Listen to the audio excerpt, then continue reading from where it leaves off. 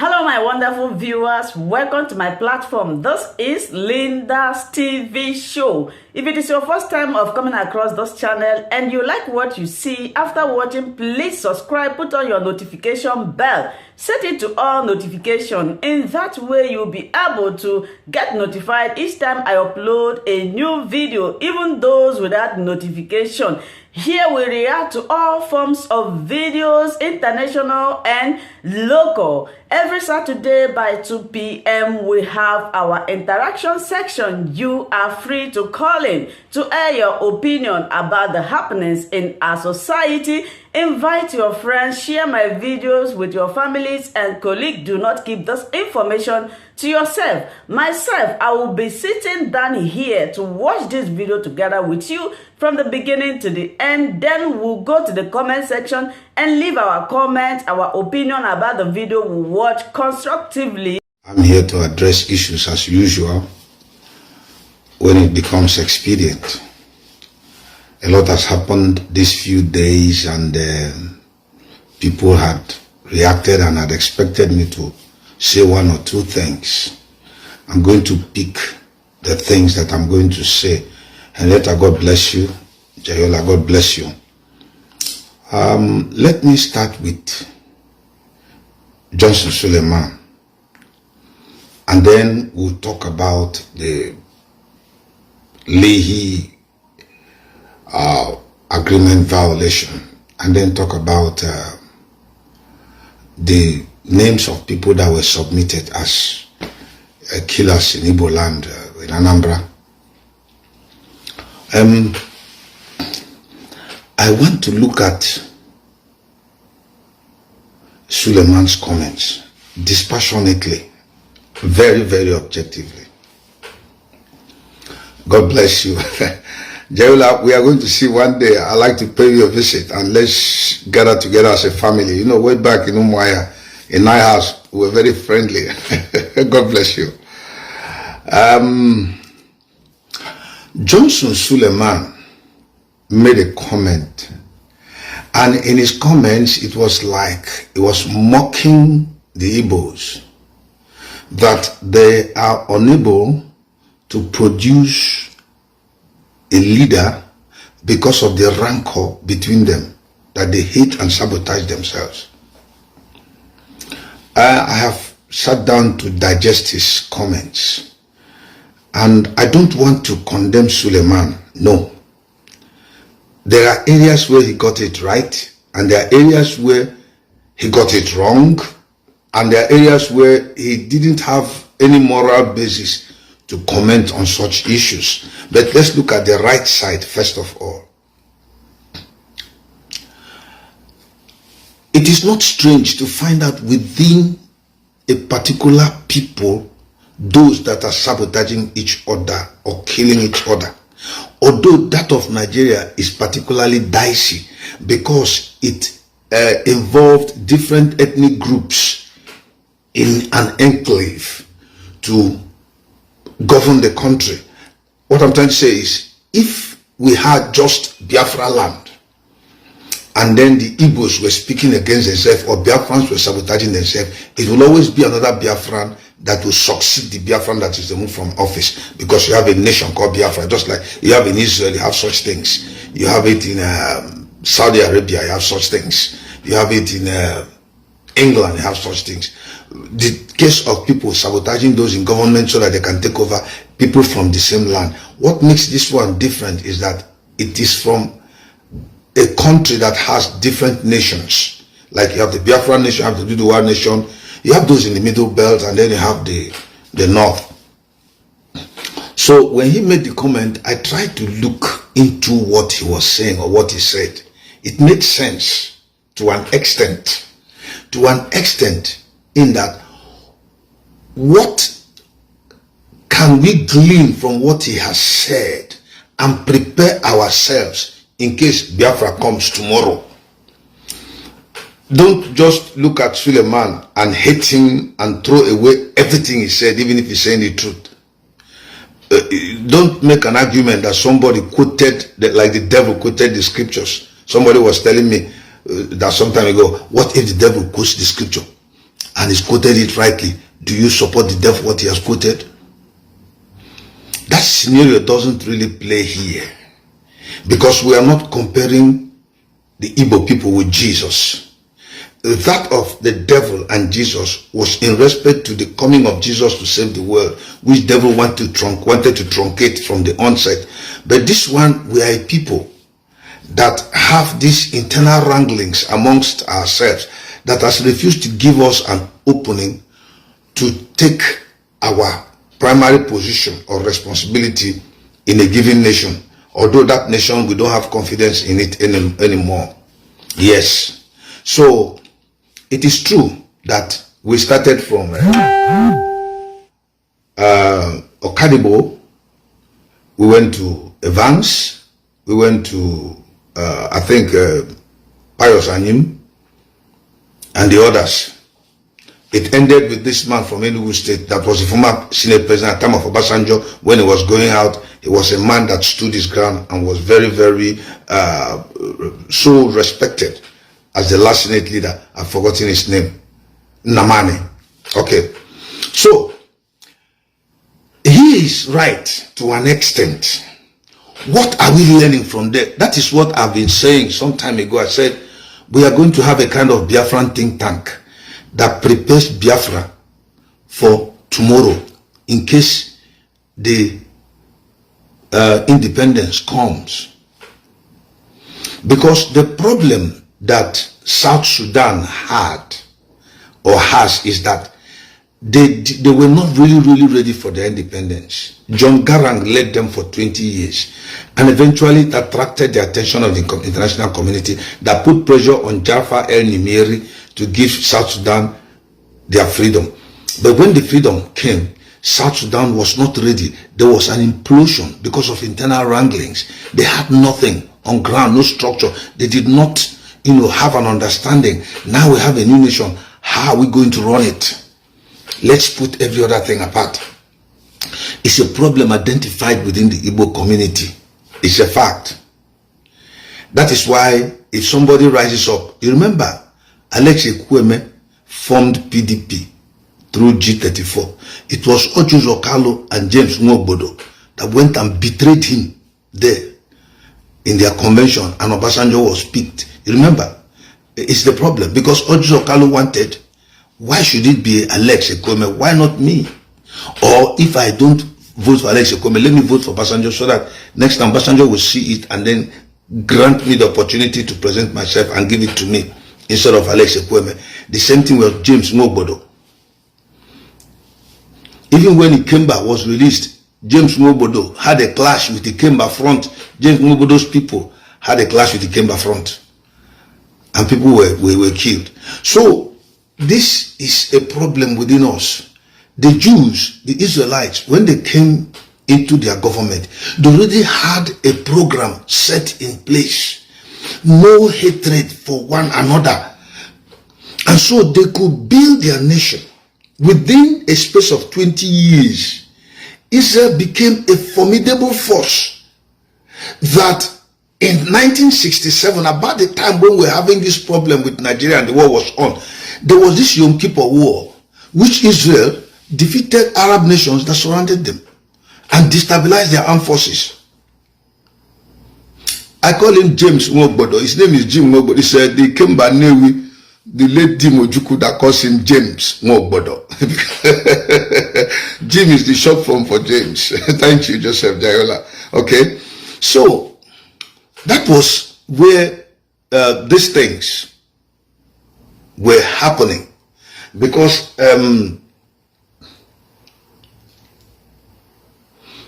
the refusal of you accepting your brother to lead led you into betraying him. But the Jews understood that and worked together as a family. That is why the Israelites are very, very formidable. It's a small country, as big as the whole of New Jersey, but so strong that they could contain the hostility of Arab countries that surrounded them about, because they stay in unity. That is what the Igbos need at this point. And Listen, I am with some people trying to start building up. We're building up ideas. We need counselors. We need people who are professionals in the nursing field, in construction and industry, in engine fabrication, in different fields of human endeavor, in medicine. We need them. We start gathering now, begin to prepare. That was what Benjamin Grossman and others did. They had planned and prepared Israel before the UNO vote that gave Israel a nation. And unless we prepare ourselves now, when Biafra comes, there's going to be an implosion, because there will be strife and contention here. Now that you are seeing these things happening inside the DOS and those of us in autopilot, there is already hatred, there's already misunderstanding, there is anger, such that people will start taking sides, their community and states, forgetting that we are just one. That's why I said that Suleman's comments made sense to an extent, because he's referring to us inside the contraption called Nigeria, that other ethnic groups have been able to, gather their parts, gather themselves together, got their acts together, and elected somebody, and he stayed. I don't care where David Mark comes from. Some people say it's an Igbo man, some say it's not. But the point is, he held sway in Senate presidency for, I think, 2 terms or so, 3 terms, I don't know. So that is the extent in which Apostle James Suleman said something that I agree with. We Igbos, what are we going to do? We are looking for, I am beginning to, be, this one is not a group, it's nothing different from, no, it is subject to Nnamdi Kanu, IPOB, when he comes back, because we are drawing professionals from different fields of endeavor. We're going to have different committees preparing when the time comes in Biafra to build roads, to build houses, to evolve a social security system that will make it compulsory for each Biafran to be in the system, and we must get a job, because you have to build a system that will provide jobs. Then people will be paid hourly. Maybe like if we have the Biafran, let me say pounds or whatever, will pay you hourly. Let me give you a classical example. In Nigeria, they pay somebody at the end of the month. Somebody could be paid a graduate, not a graduate, an ordinary person could be paid 10,000 naira a month. That's nonsense. It's no money. We're trying to evolve a Biafra where people will be paid 2,000 naira an hour, the least person. In Biafran currency, 10 pounds, 2 pounds should be more than 2,000 naira. So once you are paid, you see that like America, they pay $10 an hour. So in Biafran currency, whether it is 10 pounds an hour or 7 pounds an hour, so that you'll be able to make money. Even if you didn't go to school, if you work very hard, you can still make money and take care of your family. You can pay for your apartment. You can, buy a car. You can live fine normally. We're trying to, bring a think tank. And I need people who are not ambitious. I don't want anybody that will come, he has an ambition, tomorrow he wants to go and be something in Biafra, that's why he's working, has an underlying motive. No, it's a think tank. When the time comes, it is the Biafran government that will know who and who to appoint on which and which position. It has nothing to do with us. What we are doing is to prepare the ground for our leader to come. When he comes, we hand over everything to him and go back to the background. Then he begins to lead the people, because God gave him the vision. There are no complications there. No group, nothing, no connection, no fundraising, nothing. It's just think tank people who come from various walks of life and profession, so that together we can build. So what are we learning from what Suleman is saying? Is that there is division, internal wranglings among us. It has been identified even by our enemies. I understand there are areas where Suleman is not morally correct to say this, but he has said this one. Let's take this and then we'll go to the other side. I want that established inside the system of Biafrans, because you see Biafrans cursing themselves. Mumu, you are idiot. These are the people that speak the same tongue, the same language, dress the same, eat the same kind of food, but because they belong to different camps, they hate and curse themselves. The people outside are seeing it. are hearing it because we don't have time to analyze things. I want to thank God for this Dean Justice, Biafran writers of conscience. That young man is trying powerfully, and those that are making contributions because they want to analyze things. Okay, Newton, they are trying very well, and I thank God. These are Biafrans whom you don't know, but they are making their own little contribution their own way. So this is what we are looking for, where we can have contacts and connection overseas, so that we can also influence what's going to happen in Biafra tomorrow for the future generation. It's not for us per se, because the young men and young women of our generation have been so cheated that people who were born 30 years ago are still looking for jobs, and you say they are the future of the country, but those who were born 80 years ago are still handling those jobs. It doesn't make sense. So we need a new Biafra where you don't curse people, you don't hate, you don't say this man is from BC, he's from Imo State, or from Abia State, he's from Anambra. When you hear such comments coming, it is intended to cause divisiveness. Like when Soludo said that those that perpetrated this crime in Anambra State are not from Anambra State. So he's trying to put the Anambra people to hold grudge against those that don't come from Anambra. And how do we stand as a people? Because he's promoting hatred. He's not a good leader. Or when you see people take out names of people and begin to submit to the government that these are the people that kill. People will argue, like Henrietta was talking about 20 minutes ago at that Biafra and so forth. She said that the Fulanis, it was in her last, not this one, the former broadcast, that H0T said, I saw that. He said that they know where the bandits are. That the problem is that the federal government does not want anything to go and fight the bandit and remove them. But he did not mention their names. I'm not saying that we should condone evil, no. But the point is, if Chinasa, Moro, and Chikedozium will bring out people's names and give, you know, people are beginning to analyze, reason that thing. What if these men whose names you are giving are the people whom you hired, and because what happened in Boko Haram's camp, you don't want it to happen in your own camp?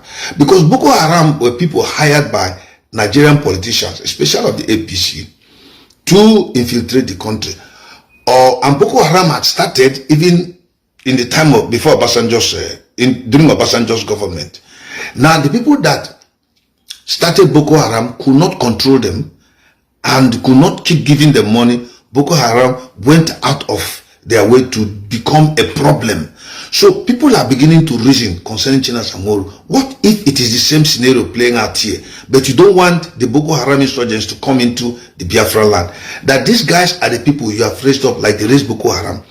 And since you are beginning to see that they don't listen to you, cannot control them, because so many revelations are coming out from Simon Ekpa that is revealing a lot of things about the activities you people did, you now decided to submit the names of these guys so as to eliminate them and kill them. Now, when you eliminate and kill them, you kill their future. They are Biafrans, you shed their blood, you kill their families, you destroy their hope.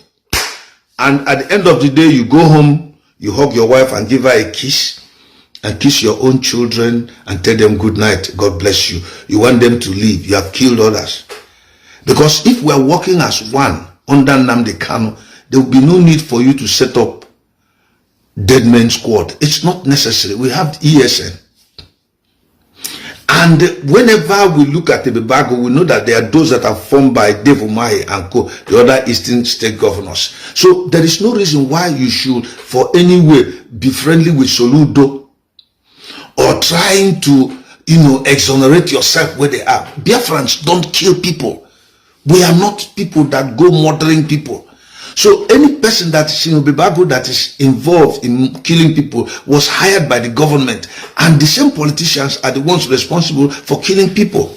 That was the reason why Simon Ekpa said, if they kill any of our people should go after the politicians, because they are the ones that recruit them. They are the ones that bring in repentant Boko Haram members that have been integrated into the Nigerian army, sent to a place to come and kill our people. You are the people calling them to come and kill our people. That's what Soludo is doing. That's what Hope Uzodinma did. That's what Dave Umahi did. That is what Wike did. So you are killing your people. You're killing your people. How do you think the Muslim man can trust you? That's what one of the reasons why they told Wike, you will lose. You will lose. That's what they told him. You will lose. Openly, they told him in his face that because you're a good man, you can try again, but you will lose. The people he went to seek their support, they were saying, you have come to visit your brothers and your sisters. The ones you killed in Obibo, they are not your brothers, but they are Igbos. They are Biafrans. You slaughtered them. They died. You blacked out the future of young men. Some of them were engaged to be married. Those girls remain today without husband. Some of them in frustration might go into prostitution. Maybe those boys were helping them go to school and now they are dropping out of school. Maybe some of them were picked from a very poor family and that boy wanted to make something out of that girl and marry her. You have just collapsed all our hopes and you want to be the president of Nigeria. You went to the north to go and tell them that you need their help. They say you have come to visit your brothers and they told you to your face, you will lose. Anyhow you choose to look at it, Buhari, whether the past or the present one, is smarter than all governors in Biafra land, all politicians in Biafra land. All of them joined together. He's smarter than them because he's not as educated as them, but he's holding them to ransom. He has collapsed all the knowledge which they acquired from the ivory tower and made nonsense of it because he had discovered that you don't have policy, you don't have principle, you are not a man of honor, you don't stand by your word, all you need is money. And for money, you can sell your father, sell your mother, sell your people, sell everything, even your conscience, so as to get the money. That's why he could give a Kuremadu money consistently for the building of the road in the highway in the east, and for years Kuremadu has collected the money from successive administration amounting to 45 billion naira. Who is the enemy of the Biafrans? It is a Kuremadu, and he wants to rule. And as I'm talking to you, there are people who Kuremadu has blessed financially, so they are willing to die for him. So how fickle they are, how little-minded they are, that they are not looking at the big picture. If you want your country to be great, you must stand for the truth. Equity and justice must hold sway. You cannot come to equity with stained hands. Your hands must be clean. And therefore, if a Kuremadu will give you money and you are standing to support him, just like even in churches, people support a person like Tunde Bakare because of the blessings they get from him. They forget that this man is just destroying your future with his comments, with arrangements and his plans. So don't look at Suleman as a devil entirely in respect to this issue. He only told us the hard truth about ourselves. It is now left for us to come in and look inwards and see how we can come and stand as one. Once Biafra comes, there is nothing like Abia State. There is nothing like Imo State. It is the Biafran land. All that state which was given to us by this people, we are going to collapse all those names, obliterate them entirely from our history. If we are going to create states, the Biafrans themselves will, and it will not be something that it will be state beyond, without boundaries. That means somebody that was born in Aba and schooled in Aba has every right, even though he comes from Enugu, to work in Aba there and make his money, build his house and live there, pay his taxes there. He has every right to seek for elective position in Biafra land. So stop all these things you people are doing. Keep cursing each other. If somebody does not agree with what you want him to do, you start cursing him. Lisa Kanu, I started trying to find out a little about her, and I'm hearing that there was a time she once cursed or abused or attacked Nnamdi Kanu. Fine, she repented and came to be a Biafran and was speaking for Biafra. Now, Wasofia spoke against Nnamdi Kanu's wife. I addressed Wasofia directly. It's on Facebook. I didn't need to go and meet Simon Eba. You are a woman. You went a little bit too wonderful viewers for watching this video together with me from the beginning to the end. Like I said before, if you like what you see here, if you like what I do in this platform, as you have finished watching this video, please hit that red button that says subscribe and put on your notification bell to all notification. In that way, you'll be able to know when I upload a new video. Share my videos, leave your comments in the comment section constructively. Until I meet your way again in my next video, I still remain your Linda's TV show. Bye-bye.